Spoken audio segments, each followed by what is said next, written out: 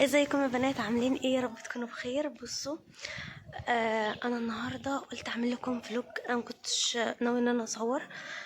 عايزه اقول لكم ان انا كنت تعبانه، ما عرفتش اصور خالص يعني قبل ما اطلع من البيت او كده، فقلت اصور دلوقتي. عايزه اقول لكم كنت تعبانه جدا، هتعرفوا بعدين بقى. المهم يا بنات، بصوا انا في دير الانبا مقار. انا اول مره اروحه، فقلت اخدكم فلوج كده معايا.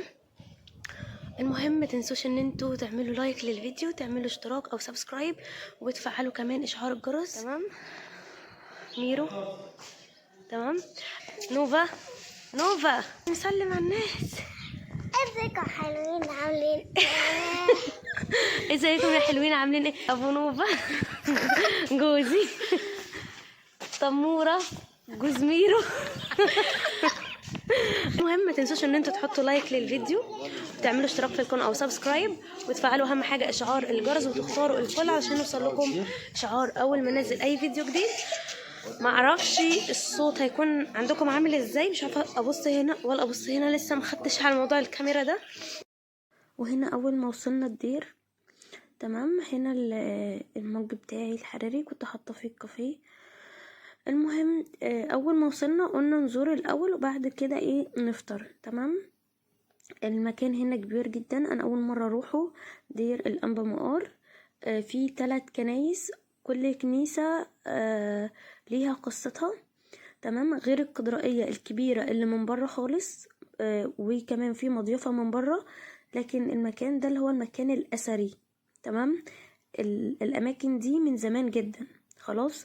فانا طبعا صورت فلوج كامل، بس انا كنت صورت على كنت عملت الفلوج الكامل بكل كنيسة على التيك توك. هنا يعني خدت حاجات كده بسيطة. اول كنيسة هنا انا صورتها كنيسة 49 شهيد. كان فيه 49 شهيد اللي انا اعرفه يعني استشهدوا في المكان ده، فعملوا كنيسة ليهم، وكمان اتدفنوا جوه الكنيسة دي. تمام، يعني المقبرة بتاعتهم جوه الكنيسة دي. خلاص. كان في كنيستين تانيين، كل واحدة فيهم ليهم قصتهم، بس انا صورتهم على التيك توك. هنا بصوا، ده المكان اللي اتدفن فيه 49 شهيد، ودول اسمائهم. تمام. وطبعا ليهم قصتهم وكل حاجة، بس اختصارا للفيديو كده. فهنا كنا بناخد البركة، وده الهيكل يعني مكان الكنيسة الصغيرة دي. تمام. ليهم هما بس، في كنيستين تاني في المكان ده جوه الدير. في بقى كاتدرائية كبيرة هبقى اوريها لكم اهي. الكاتدرائية دي اللي انا صورت لكم فيها، ده المكان الاثري من زمان جدا. ده كده شكل الكاتدرائية من بره من قبل ما نخش الدير. فاهمين؟ طبعا هناك الزرع ده، الريحان اللي بصوا كان ريحته فظيعة مع الهوا، شدني جدا. فالعيال ايه كانوا بيجيبولي يعني منه كده. المهم ده شكل الكاتدرائية من جوه. طبعا كان في كنيستين تانيين في المكان الاثري اللي انا قلت لكم عليه ده، بس انا نسيت ان انا اصوره هنا على اليوتيوب، بس صورته على التيك توك. فلو انتوا حابين تشوفوه هسيب لكم الحساب بتاع التيك توك بتاعي في صندوق الوصف، روحوا يعني شوفوه. تمام.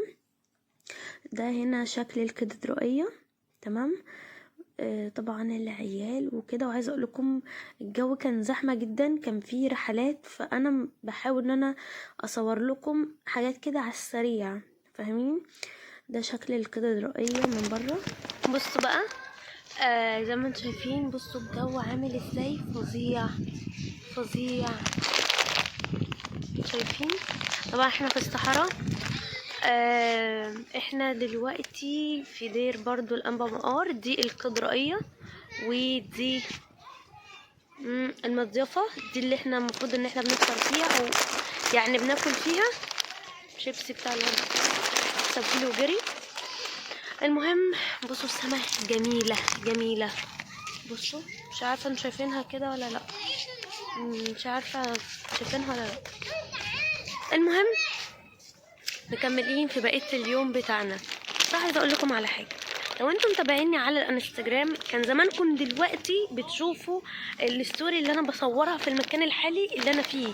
يعني اي حد بيتابعني على الانستجرام شوفوا اجزاء من اليوم بتاعي، يعني قبل ما ينزل على اليوتيوب. خدي نوفل بتاع ده، خدي الشيبسي بتاعي. على فكرة ده كده مقاطعة وجوزي ما يعرفش. ايوه ده مقاطعة. طب جابوا ليه لما هو مقاطعة؟ جابوا ليه؟ مشكلة عادة. ايه؟ ايوه دي فاكر لما مرة جبت قلت لي يا ماما ده مقاطعة؟ مش مشكلة، قلتلك. يعني ايه؟ قلتلك خلاص. خلاص وريني الطقم الجامد ده. ايه وريني العسولة دي؟ ايه القمرة ده؟ القمر ده والعسولة ده. ايه الاكل البايظ ده؟ خلاص ما انا هفتحها. انا مش المهم هتساعدك في الاكل. رايكم في الطقم بتاعي؟ مش عارفة باين ولا لا؟ الإمارة دي. ايه القمر ده؟ استنى اثبت التليفون. استنى اثبت التليفون. الإمارة دي. استنى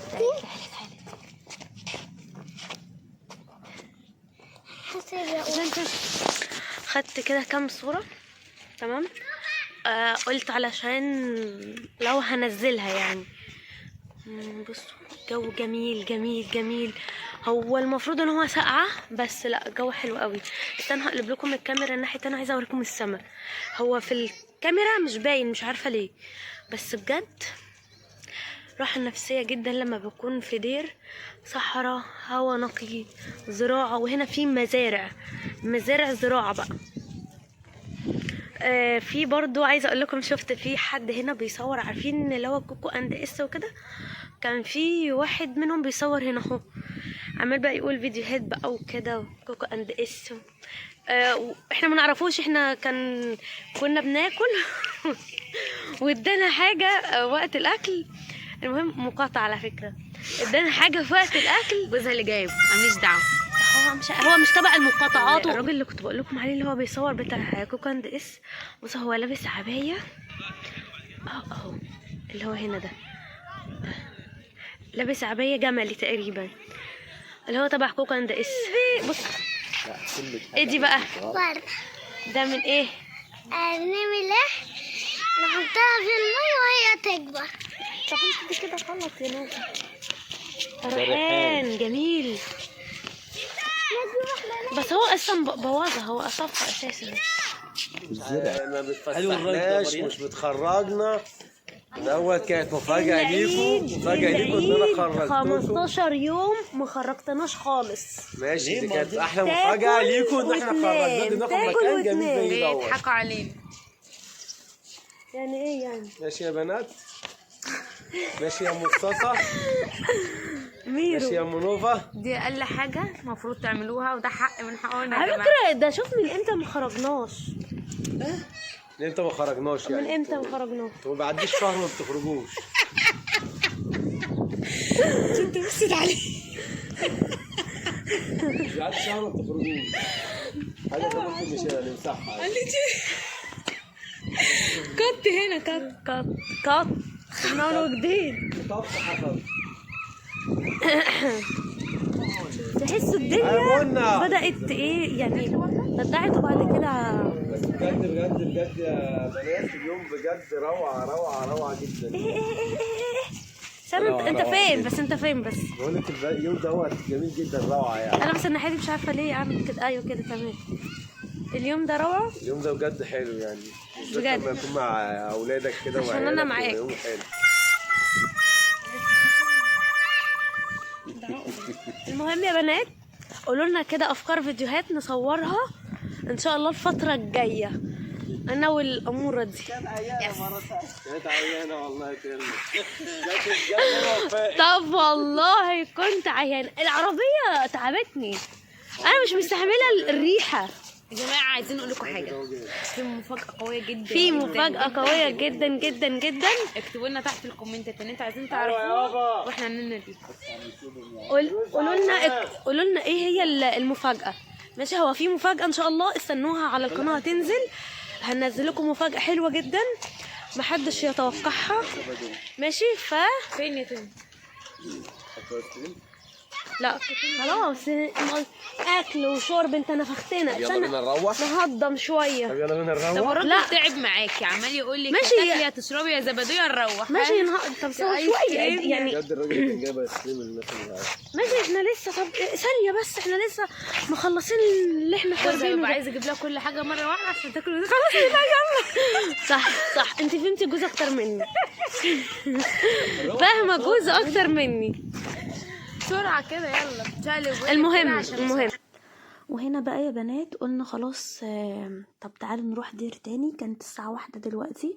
في دير تاني جنبيه، مش قريب قوي يعني، حوالي ساعة تقريبا او ساعة ونص، والله انا مش فاكرة بجد المسافة عشان نمت في الطريق. اللي هو وادي النطرون، دير الأنبا بشوي، اللي هو فيه جسد البابا شنودة. البابا شنودة اللي هو التالت، اللي هو تنيح. مش عارفة كان في سنة كام، اكيد انتوا كلكم عارفينه. اول ما وصلنا الدير فجبنا حاجات من الكانتين هناك من الدير. قلنا عشان يعني كورونا بقى وكده ما جبناش يعني هناك حاجة من اخر حاجة شربناها. قلنا تعالوا نجيب من الدير التاني وكده. دير الأنبا بشوي فيه حاجات كتيرة برضو. بصوا في العسل الاسود ده من الدير، ده من صنع الدير، والمخللات والليمون، وهناك كمان بيبيعوا حاجات مثلا زي البط، زي حاجات من المزارع يعني هناك، فاهمين؟ دي حاجات بتبقى تربية الدير نفسها، فبتبقى يعني طعمها يعني سبحان الله جميلة. ما بيحطوش طبعا فيها يعني حاجات كتيرة زي المخللات، ده هو ملح تقريبا ومية بس. طعم المخلل نفسه بيبقى غريب، ما بيبقاش زي اللي احنا هنا. لو احنا هنا عملناه برضو بنفس الطريقة مش بيبقى بنفس الطعم ابدا. المهم انا هنا مصورتش بصراحة حاجات في الدير كتير، بس صورت مزار واحد انا زورته، هوريهولكم دلوقتي. وباقي طبعا ال ال ال الأضرة اللي احنا زورناها برضو معرفتش اصورها، قلت استمتع باليوم باقي اليوم وكده، وكمان عشان ما اطولش عليكم. وهنا كنا جبنا برضو حاجات نشربها. تمام. عايزه اقول لكم اللي يعرف بقى ابونا نوفير سبحان الله كان في العربيه اللي جنبنا على طول، محدش بيعرف يقابله ابدا. سبحان الله احنا قابلناه وصللنا وكل واحده قال لها اللي ربنا هيديهولها. المهم تعالوا بقى كده نخش نزور المزار ده. بصوا هو هنا كان في الممر ده مزار بتاع البابا شنودة، ومزار بتاع رئيس الدير بتاع الأنبا بشوي.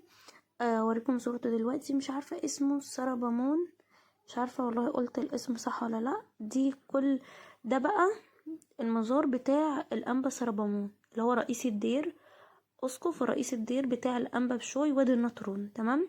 ده المزار بتاعه فيه كل الحاجات بتاعته، لبسه والكتب بتاعته اللي كان بيقرا فيها. عفوا.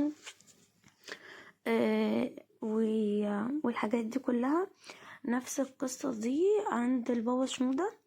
تمام. بس البابا شنودة للأسف أنا ما صورتوش في الفيديو بتاع النهاردة أو بتاع اليوتيوب، أنا صورته في بتاع التيك توك، الفلوج بتاع التيك توك. فلو انتوا حابين زي ما قلت لكم ان انتوا تشوفوا الفلوج التاني، لان في الحاجات اللي انا ما صورتهاش هنا هتلاقوها متصوره هناك، عشان كنت بحاول ان اوفق بين الاتنين يعني. تمام. هسيب لكم اللينك بتاع التيك توك بتاعي في الديسكريبشن بوكس، وهو جديد لسه عاملاه.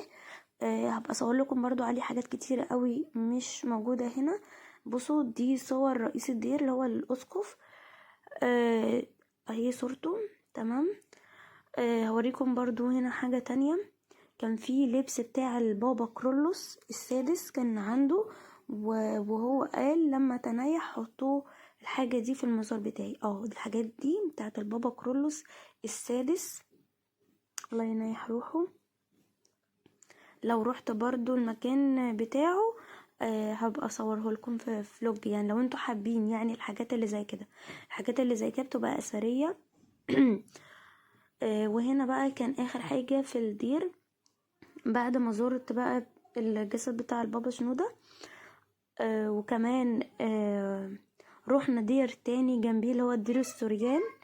تمام. يدوبك ملحقناش بقى الدير اللي بعده اللي هو درقي البراموس تقريبا حاجة كده.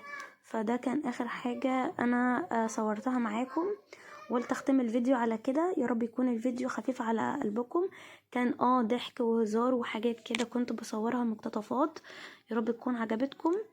لو حبيتوا نوعية الفيديوهات اللي زي كده اكتبولي في الكومنتات، هبقى اصورها لكم. عايزه اقول لكم هناك بيبقى فعلا راحه نفسيه غريبه الشكل. اي حد عنده هموم مشاكل بيكون راجع من مكان زي كده عنده راحه نفسيه، يعني الحمد لله. المهم يا بنات، مش هطول عليكم اكتر من كده. لو عجبكم الفيديو ما تنسوش تحطوا لايك، تقولوا لي رايكم ايه في فيديو النهارده. كمان ما تنسوش لو انت اول مره تشوفوني تعملوا اشتراك في القناه او سبسكرايب. وبس كده، اشوفكم في فيديو جديد، ومع السلامه.